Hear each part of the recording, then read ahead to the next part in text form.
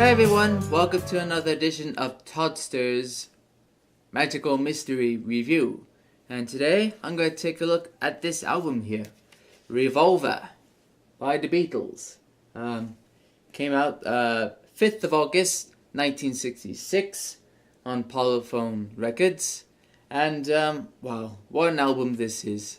And so where were they when they made this album? Well, clearly in another dimension. And after they put out Rubber Soul, they had a few months off, and there was planned to make a third Beatles movie made in August '66, but nothing was right. You know, they didn't like the script, and so they decided to make an album instead. And wow. So let's look at the album, shall we? And we start off with a George Harrison tune, and Taxman.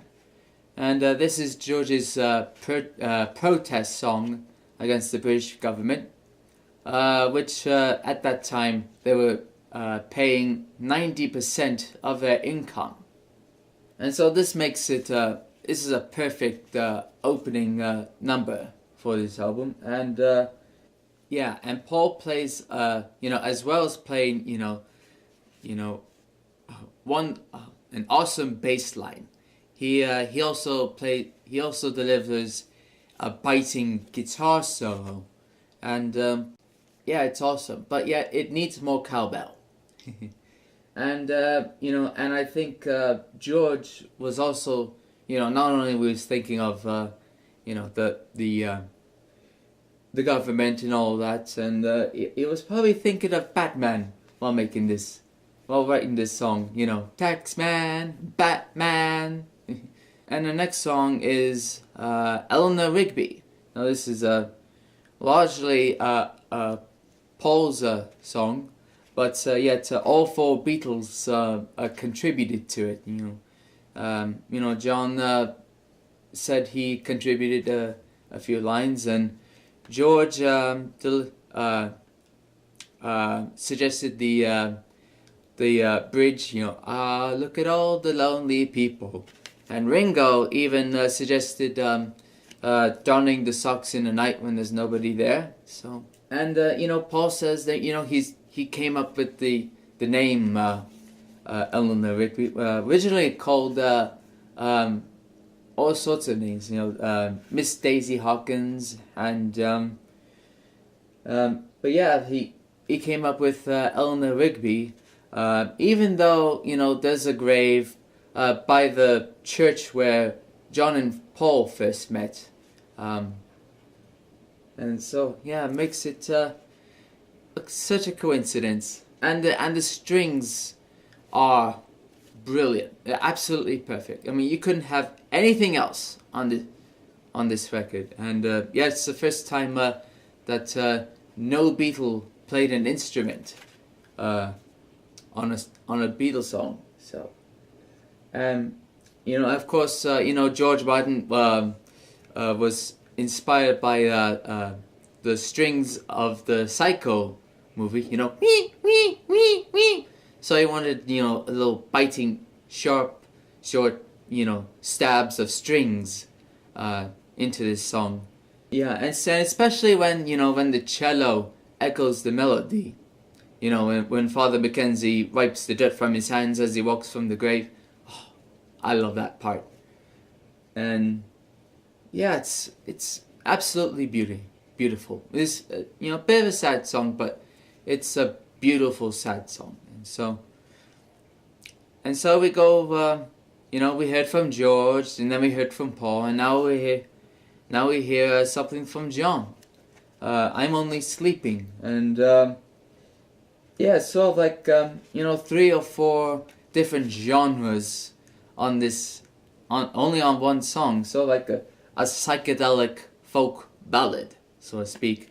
And lots of backwards guitar played by Paul and George. So yeah, and if anybody has been to see the Love show, the Cirque du Soleil show in Vegas, you notice that in the pre-show plays like, you know, karaoke type remixes. You know, they take you know, they play the Beatles masters, but without the vocals.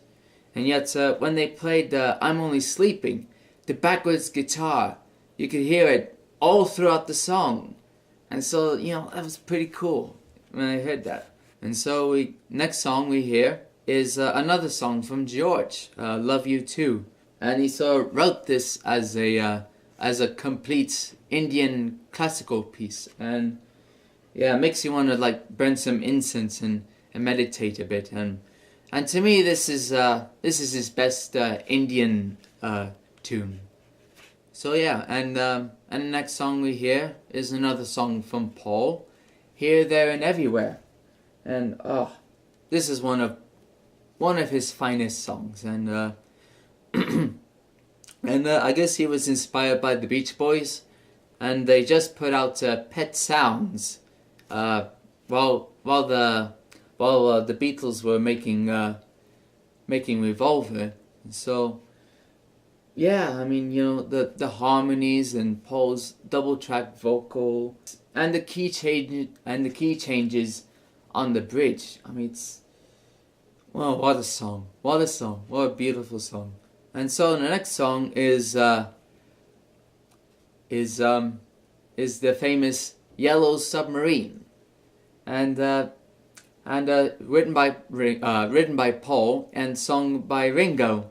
And to me, this is Ringo's finest moment. This is his best song. If anyone doesn't sing along with this song, there's something definitely wrong with you.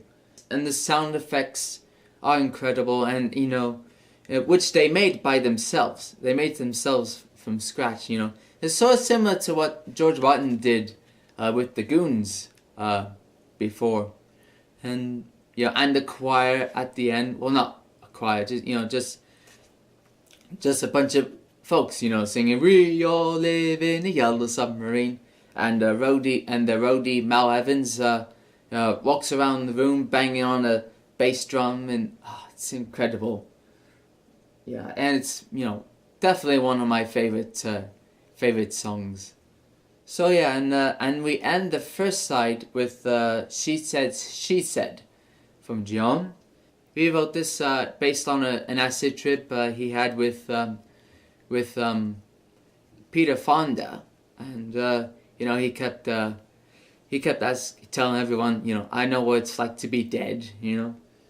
So yeah, and George played bass on this one because I guess Paul had a little they had a little row with Paul, and Paul walked out while making this while they were making this song.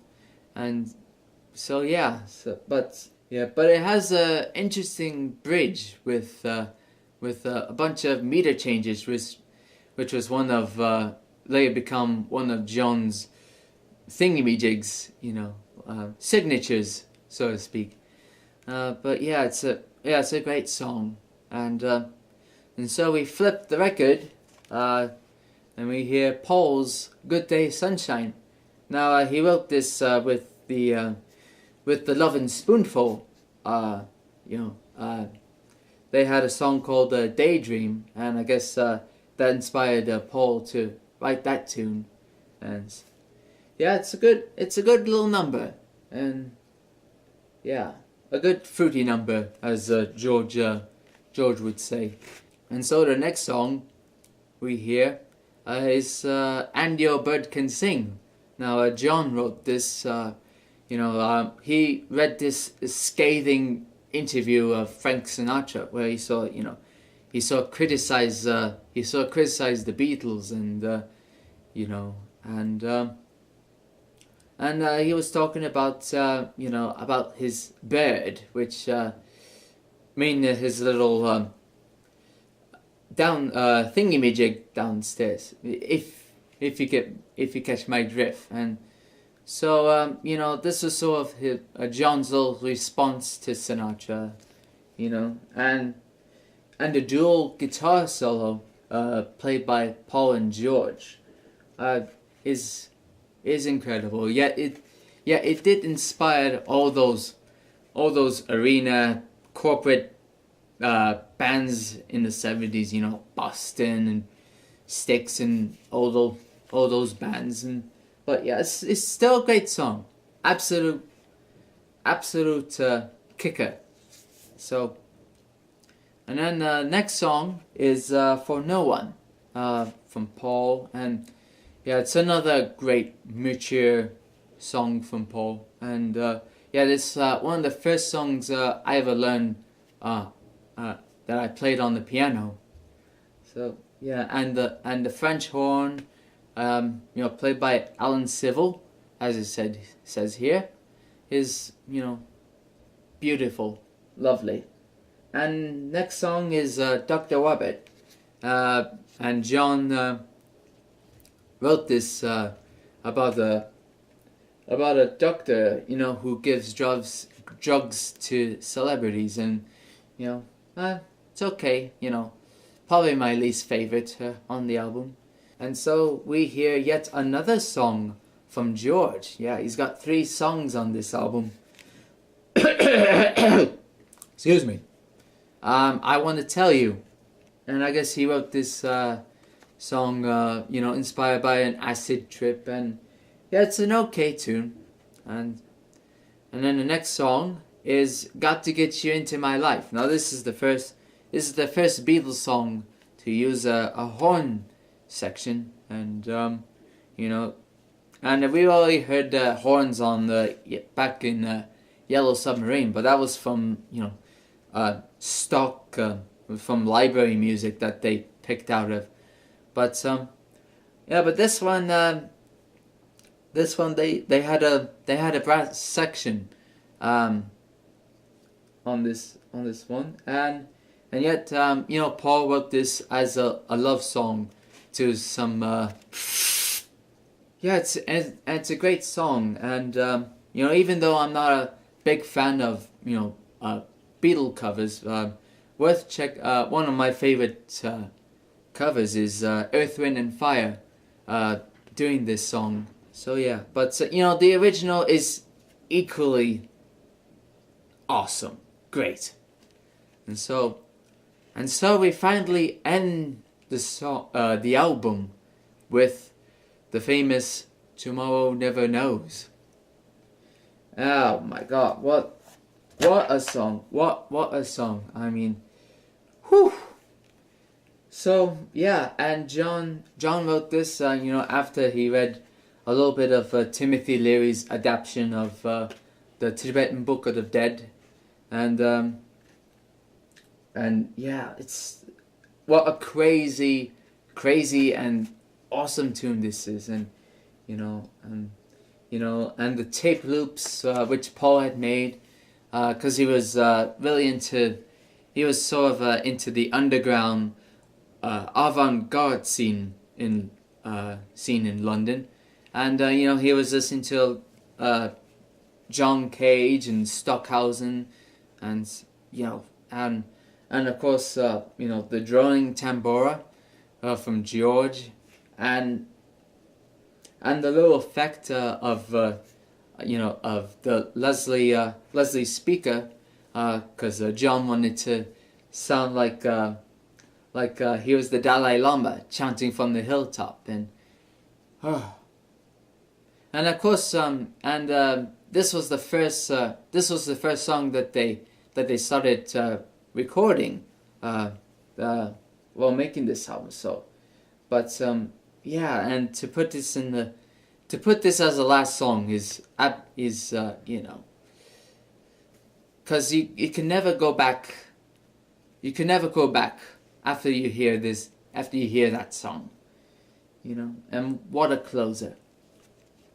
So yeah, so that's the album. So talk about the sleeve here. Now this was made by their old friend Klaus Vormann, the old friend from Hamburg, and Klaus was living in London at that time, and he'd soon be playing bass for Manfred Mann. Yeah, John, they asked him to make an album cover, and so they played him a few tracks, most notably Tomorrow Never Knows, and so he made this drawing, this part collage, part drawings, and the Beatles gave him some pictures to use, and the drawings here, Klaus was inspired by some 19th century illustrator, Aubrey Beardsley, something. I think that's his name. And yet, Klaus wasn't able to draw George very well, so that's why he cut out the eyes and the mouth, which when I first saw that really freaked me out, and I was like, "Argh!" But it's a great album cover, Awesome. So, what do I think about this album? Well, what an album this is. I mean, this to me opens the second chapter of the Beatles' career. The studio period. And since they weren't able to play any of these songs in concert, even though they were promoting it when in America when this came out. But the latest one that they could play was a couple songs from Rubber Soul and Paperback Writer, which they recorded while making this album. But yeah, a lot of people say, this is their best album. It's a toss up between this and Pepper. But if you look at it, some of the sounds that they made on Pepper, they're actually making it here on this album. The sound effects of Mr. Kite. They were doing it on Yellow Submarine, and what more can I say? I mean, this is a must-have in anybody's record collection. And as far as ranking, 5 Beatles out of 5. And as for who's the 5th Beatle, it's Klaus Voormann. So yeah, there you go, Revolver by the Beatles. My name is Toddster, and join us again for another magical mystery review. So until then, toodaloo.